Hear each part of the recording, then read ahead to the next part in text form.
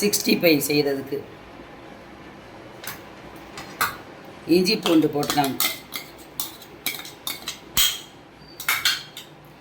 65 powder எந்த brand வேணாலும் போட்டுக்கலாம், எது வேணாலும் போட்டுக்கலாம்.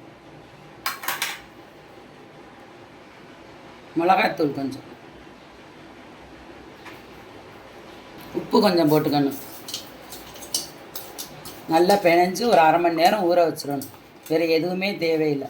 கார்ன்ஃப்ளவர் மாவு வந்து எண்ணெயில் போடையில் கொட்டி பெரட்டி எண்ணெயில் போட்டுறணும். வேறு எந்த பொருளும் தேவையில்லை. கருவேப்பிலை போட்டுக்கணும். போட்டு பெரட்டி வச்சா வறுக்கையில் வாசமாக இருக்கும். ஒரு அரை மணி நேரம் ஊறணும்.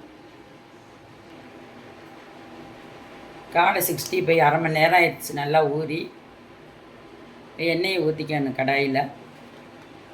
இப்போ கார்ன்ஃப்ளவர் மாவு இப்போ போட்டு பரட்டணும் எண்ணெயில் போட போகையில்.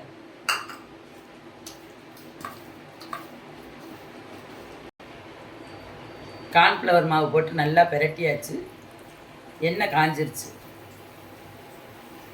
இப்போ ஒன்று ஒன்றா போட்டு வறுத்து எடுக்க வேண்டியது. இந்த எண்ணெய் எண்ணெய்க்கு மட்டும் யூஸ் பண்ணணும், நாளைக்கெல்லாம் யூஸ் பண்ண வேணும்.